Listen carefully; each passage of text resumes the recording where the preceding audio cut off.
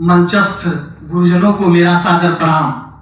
यह मेरा परम सौभाग्य है कि जगतपुर पीजी कॉलेज के इस पुनीत पावन प्रांगण में आज मुझे अपना शोध पत्र जो है वह व्याख्यायित करने का सुअवसर प्राप्त हुआ है। जैसा कि आज का जो शीर्षक है भाषा परिवार की भांति संकल्पना और भाषा की एकात्मकता पे मैं अपने विचार व्यक्त करते हुए कहते हैं, भारतीय भाषाएं अपनी विविधता के बावजूद एक दूसरे से गहरे सांस्कृतिक, भाषाई और भावात्मक संबंधों से जुड़ी है, जो अनेकता में एकता के भारतीय दर्शन को सिद्ध करती है। भारतीय भाषाओं का पारस्परिक सांस्कृतिक संबंध अत्यंत घनिष्ठ रूप से एक दूसरे से जुड़े हुए हैं। जैसा हमारे भारतवर्ष में विभिन्न भाषाएं, जैसे अभी पूर्व के सत्र में जो है सर ने जो संविधान में 22 भाषाओं को जो स्वीकृति प्रदान की गई, इसके साथ साथ अनेक ऐसी भाषाएं हैं जो निरंतर आज अपने प्रवाह तथा अप्रवाह के गति में वह विलुप्त होती भी जा रही हैं। आज जैसा अभी मैम ने बताया कि संपूर्ण विश्व में लगभग 7001 बोलियां और भाषाएं जो बोली जाती हैं, जिनमें से भारतवर्ष में 19,500 जो है वो भाषाएं और बोलियों के रूप में हमारे और आपके बीच में विद्यमान है। कुछ ऐसी भी बोलियां हैं जो लगभग आज विलुप्त के कगार पे हैं, और उन विलुप्त के कगार पे जो भाषाएं हैं उनमें जैसे मोंडा भाषा, धूमिल भाषा, जेनु, चीरू आदि भाषाएं अब आज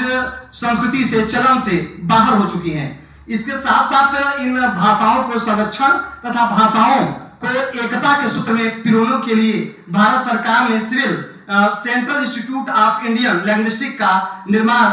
जो है वह गठन किया। 1965 है सर, संभवतः 1965 में जो है वह लिंग्विस्टिक ऑफ सर्वे का जो है वह गठन किया, जिसके द्वारा संपूर्ण भाषाओं को जो है एकता के सूत्र में बांधने का कार्य किया गया। और यूनेस्को के अनुसार भारत में 197 ऐसी लुप्त भाषाएं हैं जो अब न बोली जा रही है और न समझी जा रही है। और आज 2011 का जो एक रिपोर्ट कहता है, उसमें 121 भाषा समूह ऐसी हैं जो निरंतर संघर्ष कर रही हैं। और यह जो सिल है, सेंट्रल इंस्टीट्यूट ऑफ लैंग्विस्टिक, यह निरंतर पहल कर रहा है रेडियो के द्वारा, समाचार पत्रों के द्वारा तथा विभिन्न प्रकार के जो आज के तकनीकी माध्यम हैं, इन माध्यमों के द्वारा उन भाषाओं को पुनर्जीवित करने का जो है प्रयास किया जा रहा है। साथ ही साथ इसमें जो एकात्मकता की बात है, जो एकात्मकता की बात कही गई है, जैसा कि हमारी जो भारतीय संस्कृति है देवभूमि जिसे कहा जाता है, और कहा जाता है कि संपूर्ण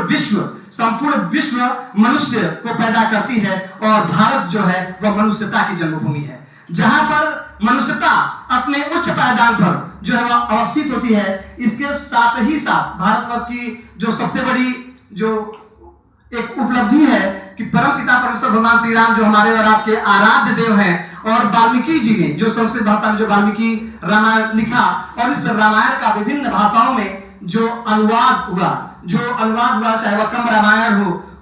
चाहे वह तमिल रामायण हो, हर रामायण में राम का जो चरित्र है वह एक ही है, मर्यादा पुरुषोत्तम भगवान श्री राम। और उसी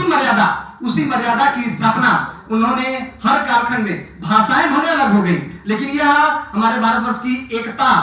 जो अभी कल भी कहा गया कि अनेकता में एकता, तो एकता में अनेकता, जो भारत को एकता के सूत्र में बांधती है, यह हमारी भाषा ही है। हम कुछ करें या ना करें, विचारों को अभिव्यक्त करने का जो एक सशक्त माध्यम जिसे हम भाषा कहते हैं, बोली कहते हैं, और यह भाषा और बोली जब इसमें किसी साहित्यकार के द्वारा उत्कृष्ट प्रदर्शन किया जाता है तो वह बोली से भाषा के रूप में परिणित हो जाती है। आज भारतवर्ष में लगभग विभिन्न भाषा समूह जो है वह कार्य कर रहे हैं, और इन भाषा समूह जैसे इसकी भौगोलिक एकता, आर्थिक एकता, ऐतिहासिक एकता। एक त्योहार से मैं नाम लूंगा कि जैसे अभी कुछ दिन पहले मकर संक्रांति का आयोजन किया गया था, और इसी मकर संक्रांति को विभिन्न राज्यों में विभिन्न नामों से जो है परिभाषित करके जो है इसको करते हैं। जैसे हमारे यहाँ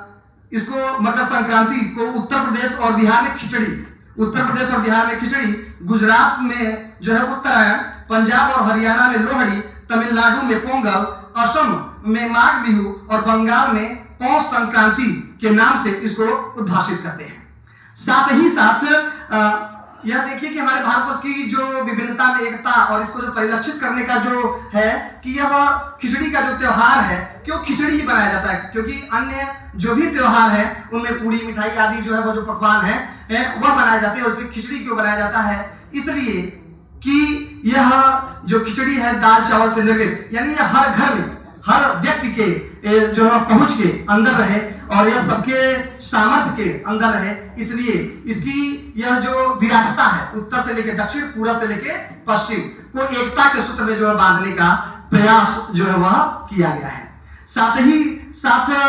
जो है भारतीय भाषाओं का जो सांस्कृतिक संबंध में उत्तर और कश्मीर की भाषा का जो है वह गहरा संबंध जो है वह रहा है, और जैसे कश्मीर में जो है कोशूर यानी कश्मीरी भाषा जो है बोली जाती है और उसका जो प्रेरणा स्रोत रहा है वह संस्कृत भाषा ही रही है। इसीलिए कहा जाता है कि विश्व की अनेक भाषाओं की जो जननी है वह संस्कृत है, और संस्कृत पाली प्राकृत अपभ्रंश होते हुए जो है वह हिंदी आज इस वर्तमान स्वरूप में जो है वह आई है। इसके साथ ही साथ जैसा कि मैम ने अभी एक इंडिकेशन दे दिया, इसके साथ ही साथ विभिन्न जो भाषा